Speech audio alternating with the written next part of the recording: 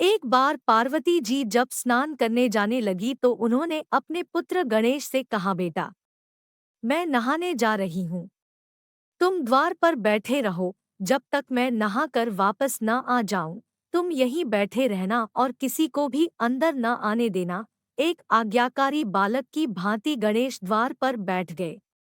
अभी पार्वती नहा ही रही थी कि शिव अपने गण के साथ आए और घर में जाने लगे तो गणेश ने उन्हें रोक कर कहा, भी आप लोग बाहर प्रतीक्षा करें। माता पार्वती अंदर स्नान कर रही है। जब वे स्नान कर बाहर आ जाएं तब आप अंदर जाना। शिव गणेश की इस बात की उपेक्षा कर जब अंदर जाने लगे तो गणेश ने बलपूर्वक प्रतिरोध किया तथा अंदर नहीं जाने दिया। इस पर शिव को क्रोध आ गया और उन्होंने अपने त्रिशूल से गणेश का सिर काट दिया। इतने में पार्वती स्नान कर बाहर निकली और गणेश की सी दशा देखी तो क्रोध से उनकी संहारक शक्तियां जागृत हो उठीं। उसी समय देवर्षि नारद नारायण नारायण करते वहां से गुजरे। उन्होंने माता पार्वती से प्रार्थना की, मां जगदम्बे, अपनी संहारक शक्ति समेटो, आपके पुत्र को जीवित कर दिया जाएगा।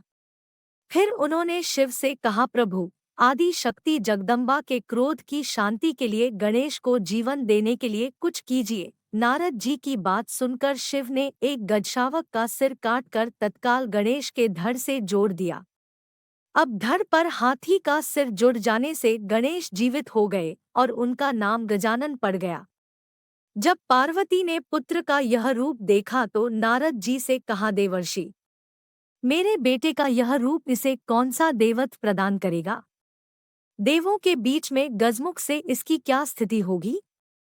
कुछ सी व्यवस्था करो कि सब देवों से पूर्व गणेश की पूजा हो, तभी मैं अपनी संहारक शक्ति समेटूंगी। नारद ने कहा, मां भगवती, इसकी भी व्यवस्था करता हूँ।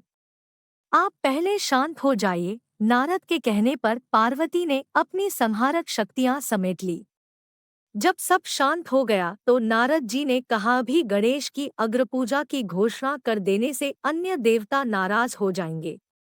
अतः किसी प्रतियोगिता के द्वारा सब देवों के आदि देव ब्रह्मा जी के सामने इसका निर्णय किया जाएगा। पार्वती ने नारद के इस सुझाव को स्वीकार कर लिया।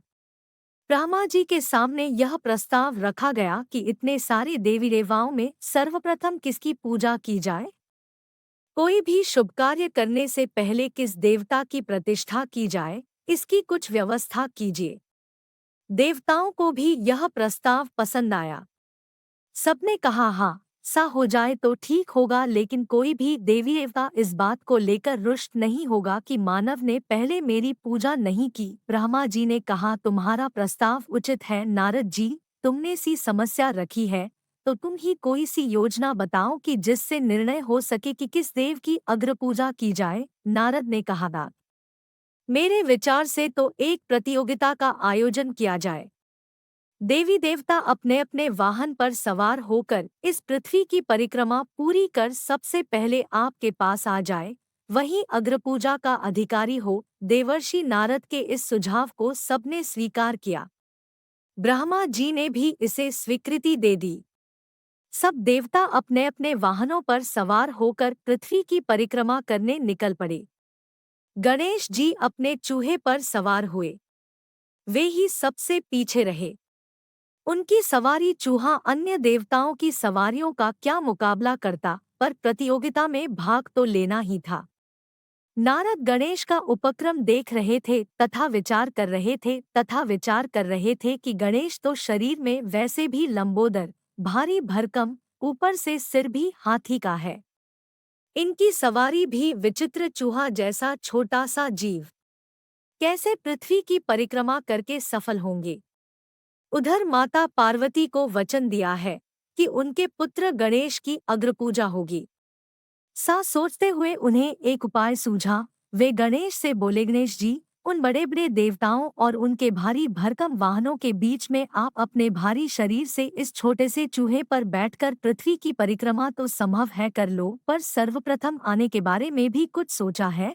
गणेश ने कहा, मेरे पास जो वाहन है मैं तो उसी का प्रयोग करूंगा। प्रथम आऊं या न आऊं? नारद ने कहा, करो, अपने इसी वाहन का प्रयोग करो, पर बुद्धि के साथ। देखो, यह सारा विश्व ब्रह्मांड प्रकृति और पुरुष में समाया है, और यह सब कुछ राम में रमण कर रहा है। ब्रह्मांड राममय है। इसी नाम की परिक्रमा यह भूमंडल कर रहा है, अतः तुम इसी नाम की परिक्रमा कर लो।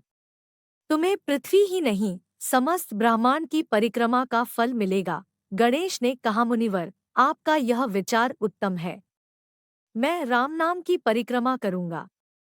यह कहकर उन्होंने भूमि पर राम राम लिखा और अपने मूषक पर बैठकर उस नाम की 3 बार परिक्रमा करके ब्रह्मा के समक्ष जा खड़े हुए। ब्रह्मा जी ने देखा कि अभी किसी भी देवता का पता नहीं और गणेश ने परिक्रमा पूरी भी कर ली। उन्हें आश्चर्य तो हुआ, पर बोले कुछ नहीं।